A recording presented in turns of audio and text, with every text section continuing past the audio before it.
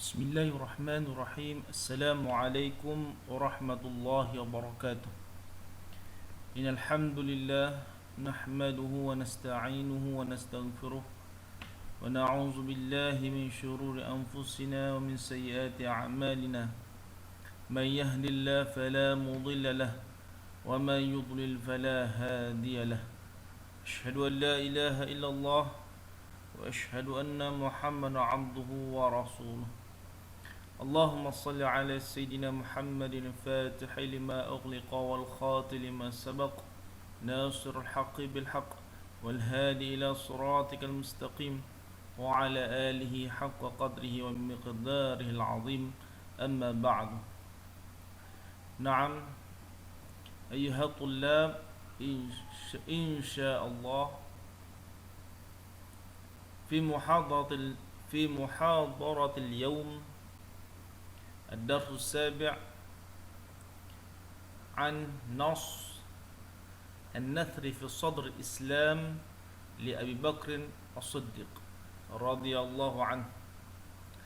Baik, pelajar-pelajar, untuk pembelajaran yang ketujuh, yaitu nas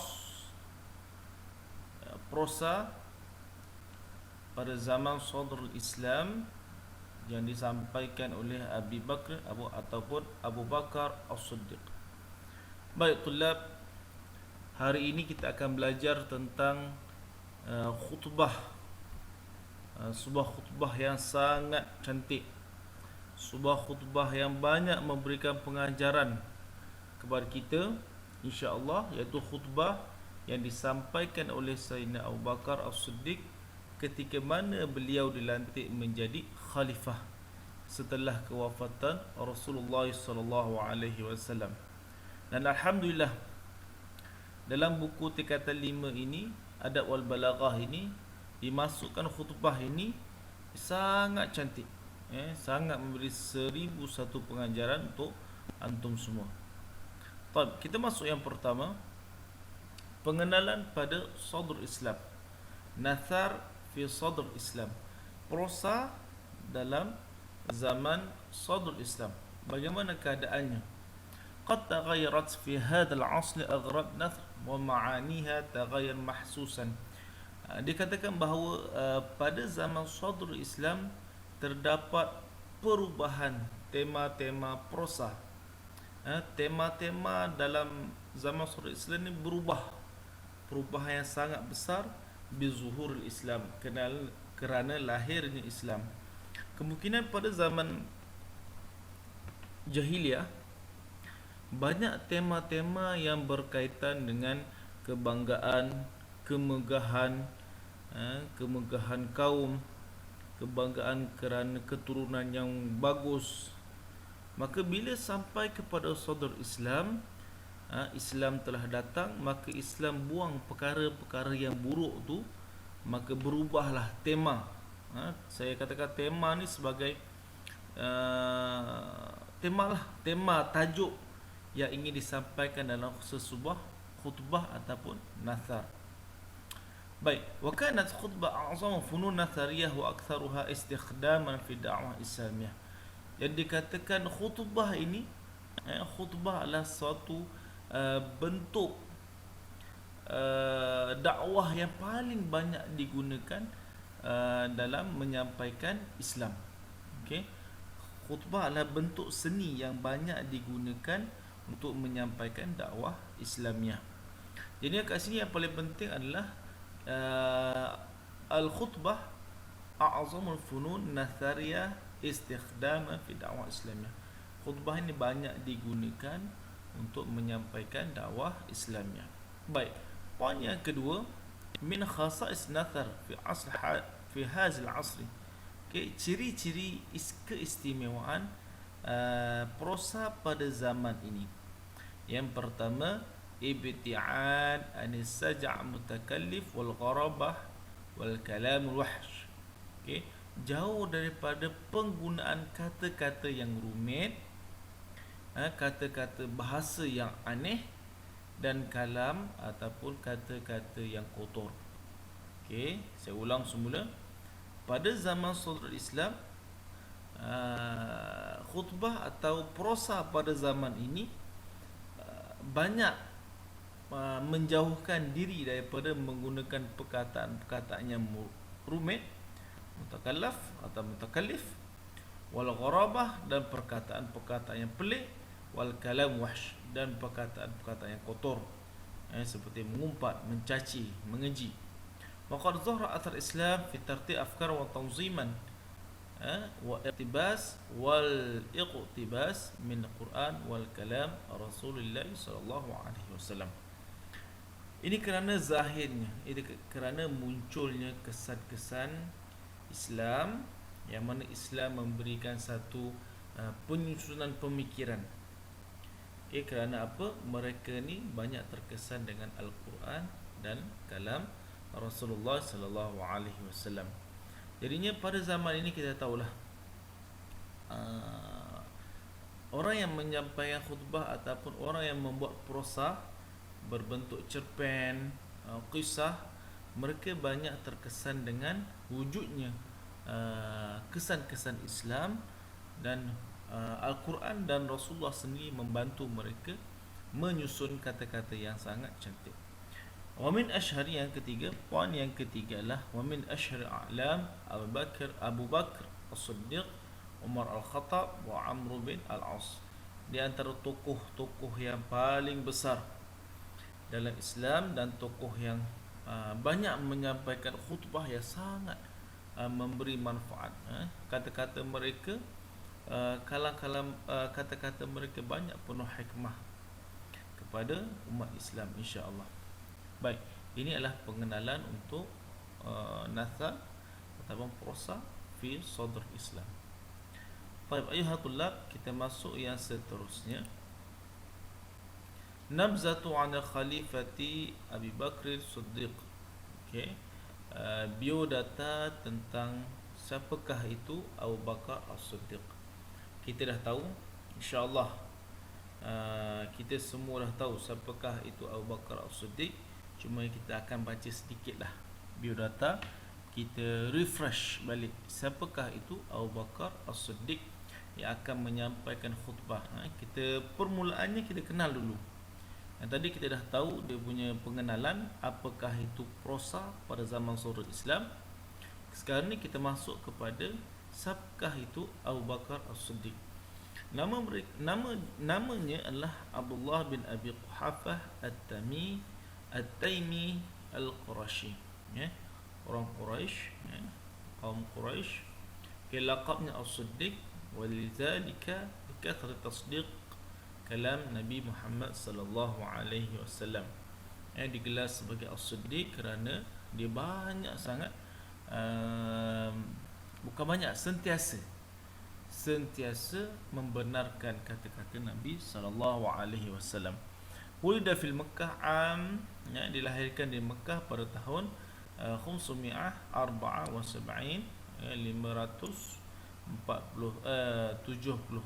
Masihi, ba'da amil fil, selepas tahun gajah. Asya Abu Bakr fil Makkah, dia hidup di Makkah. Wa huwa min ru'usil Quraisy fil jahiliyah, dia adalah ketua Quraisy pada zaman jahiliyah. Wa kana tajiran, dia itu ahli perniaga. Wa awwalu man aslama min rijal, orang yang pertama memeluk agama Islam daripada lelaki yang pertama memeluk agama Islam. Bahawa sahibun Nabi fi hijrah, sahibun Nabi sallallahu alaihi wasallam fil hijrah, dia adalah teman kepada Nabi sallallahu alaihi wasallam ketika mana berhijrah. Di sini ada beberapa poin yang penting. Asya fil Makkah, satu, ru'usul Quraisy, ketua Quraisy, dua, kana tajiran, tiga, awwalu man aslama min rijal, orang yang pertama yang memeluk agama Islam. Okey, itu keempat. Yang kelima, sahabun Nabi fi hijrah, okey, sahabat Nabi ketika mana Nabi berhijrah ke Madinah. Banyak tu poin kat situ, boleh kita tengok. Baik, beliau wafat pada tahun 634 Masihi. Ini adalah biodata secara ringkas sahaja. Siapakah itu Abu Bakar As-Siddiq? Baik, kita masuk yang seterusnya. Baik, sebelum kita mendengar khutbah Abu Bakar As-Siddiq, kita kena tahu cerita, jalur cerita dia. Bagaimana, macam mana Saidina Abu Bakar ini boleh menyampaikan khutbah beliau. Macam mana keadaan cerita dia. Baik, ini dinamakan sebagai Ju'nas An-Nathri wa Munasabatuhu, iaitu cerita ataupun latar belakang di sebalik khutbah itu disampaikan. Okey, baik, yang pertama, ba'da wafati Rasulullah sallallahu alaihi wasallam ijtama'at ansar fi makan ismuhu Saqifah Bani Sa'adah. Baik, ini perkataan yang penting, Saqifah Bani Sa'adah li ikhtiyar khalifah. Fa kibar sahabat ila Saqifah. Baik, selepas kewafatan Rasulullah, berkumpul orang-orang Ansar di suatu tempat namanya Saqifah Bani Sa'adah. Saqifah Bani Sa'adah, suatu tempat yang dinamakan sebagai Saqifah Bani Sa'adah. Untuk apa dia berkumpul situ? Kalau soalan ada datang tanya, kenapakah orang-orang Ansar, para sahabat ini berkumpul di Saqifah Bani Sa'adah? Li ikhtiyar khalifah, untuk memilih khalifah selepas kewafatan Rasulullah. Selepas, walaupun dalam keadaan sedih, selepas kewafatan Rasulullah, maka kewajipan umat Islam hendaklah mencari ataupun menggantikan dengan khalifah yang baru untuk memimpin umat Islam, supaya umat Islam tidak berpecah. Fa asra'u kibar sahabat ila Saqifah, maka banyaklah para sahabat ni pergi ke tempat namanya Saqifah Bani Sa'adah. Baik, poin yang kedua, ittafaqa sahabah ala ikhtiyar Abu Bakar As-Siddiq liyakuna khalifata Rasulillah sallallahu alaihi wasallam bifadlihi wa makanatihi fil Islam. Okay, telah bersepakat, dengar tu, telah bersepakat sahabat-sahabat memilih Abu Bakar As-Siddiq, sebagai khalifah selepas Rasulullah. Sebab apa? Bifadlihi, dengan kemuliaannya, wa makanatihi fil Islam, dan tempat kedudukannya dalam Islam. Sini saya tak perlu cerita panjang kerana nanti kita ambil masa. Yang penting kita tahu bahawa Sayyidina Abu Bakar ni antara orang kanan yang paling Rasulullah sayangi, sahabat Rasulullah yang Rasulullah sangat cintai. Banyak pengorbanan beliau ketika Rasulullah berhijrah. Orang yang pertama yang mengiyakan ketika mana Rasulullah Isra' wal Mi'raj. Banyak lagi. Maka dia punya kedudukan yang tinggi dalam Islam. وهو من أشار إليه النبي صلى الله عليه وسلم عند عجزه أن يكون إماما في الصلاة. Ini telah ditunjukkan oleh Nabi ketika mana Nabi sedang sakit, bahawa Nabi meminta Sayyidina Abu Bakar untuk mengimamkan pada salat. Ini jelaslah. Poin penting kat sini bahawa kita katakan bahawa Sayyidina Abu Bakar dipilih sebagai khalifah selepas Rasulullah kerana kedudukannya di sisi Islam. Wa alqa Abu Bakar As-Siddiq hadhihi al-khutbah ba'da mubaya'ati fi masjid Rasulillah sallallahu alaihi wasallam. Jadi Sayyidina Abu Bakar Al-Qani menyampaikan Sayyidina Abu Bakar menyampaikan khutbah ini. Sekejap lagi kita dengar khutbah ini selepas dia berbai'ah, menerima perlantikan menjadi khalifah di masjid Rasulullah sallallahu alaihi wasallam. Jadinya kat sini ada dua tempat yang kita kena tahu. Dua tempat dan dua perkara yang besar yang berlaku di dua tempat ini. Yang pertama, Saqifah Bani Sa'adah. Saqifah Bani Sa'adah ni tempat di mana orang-orang Ansar dan para sahabat berkumpul untuk memilih khalifah. Itu yang pertama. Dan setelah dipilih Sayyidina Abu Bakar As-Siddiq sebagai khalifah, maka Sayyidina Abu Bakar As-Siddiq ni berbai'ah Berbai'ah ni makna menerima khalifah tersebut di masjid Rasulullah dan menyampaikan khutbah di masjid. Okey, Saqifah Bani Sa'adah tu mereka berkumpul sahaja untuk memilih khalifah. Selepas dipilih, berbai'ahnya, iaitu sign kontrak lah kita katakan, sign kontrak sebagai khalifah yang pertama ini di masjid Rasulullah. Setelah berbai'ah, setelah sign kontrak, maka Sayyidina Abu Bakar ini bangun atas mimbar dan menyampaikan khutbah. InsyaAllah jadi kita dengar khutbahnya bagaimana. Baik, inilah khutbahnya yang kita akan belajar. Sangat ringkas, khutbah yang sangat ringkas tapi mempunyai maksud yang sangat mendalam. InsyaAllah saya ada buat satu lagi video untuk kamu semua, khutbah ini dalam video lain dan kamu boleh dengar insyaAllah. Baik, saya baca slow-slow sikit, secara ringkas saja. Amma ba'du ayuhan nas fa inni qad ullitu alaikum wa lastu bi khairikum fa in ahsantu fa'inuni wa in asa'tu faqawwimuni as-sidqul amanah wal kizbul khiyanah wad dha'ifu fikum qawiyun 'indi hatta uriha 'alaihi haqqahu insyaallah wal qawiyyu fikum dha'ifun hatta akhudha al haqqa minhu insyaallah. La yad'u al-qawmul jihada fi sabilillah ila khadalahumullahu bizulli wa la tashi'u al-fahishatu fi qaumin illa 'ammahumullahu bil bala'. Ati'uni ma ata'tu Allah wa rasulahu fa iza 'asaytu Allah wa rasulahu fala ta'ata li 'alaikum. Qumu ila Allah, qumu ila salatikum yarhamkumullah. Baik, inilah secara ringkasnya adalah ini khutbah Sayyidina Abu Bakar As-Siddiq ketika mana beliau dilantik menjadi khalifah. Secara ringkasnya beliau mengatakan bahawa walaupun beliau dilantik sebagai khalifah, tetapi beliau bukanlah yang terbaik di kalangan. Beliau kata beliau bukanlah yang terbaik, tapi beliau dilantik, beliau hanya menjalankan amanah.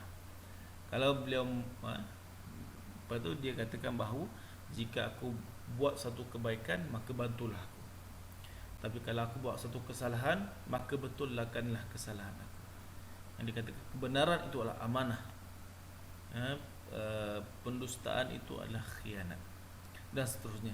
Panjang lagi, insyaAllah nanti kita bincang kemudian dalam satu video lain, awak boleh tengok insyaAllah.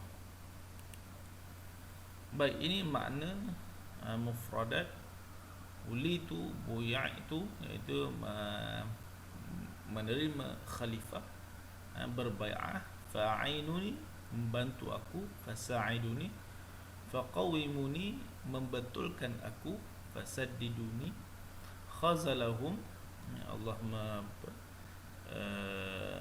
Allahumma salli ala sayyidina Muhammad, memberikan keburukan, khazalahum, tusyi'u, menyebarkan, tunsyiru. Baik, saya rasa untuk setakat ini dulu kita tahu bahawa pengenalan kepada khutbah Abu Bakar As-Siddiq. InsyaAllah kita akan sambung lagi pada siri yang kedua, khutbah tersebut, dan bagaimana kita ambil intisari daripada khutbah tersebut. InsyaAllah, wallahu ta'ala ala wa alam. Assalamualaikum warahmatullahi wabarakatuh.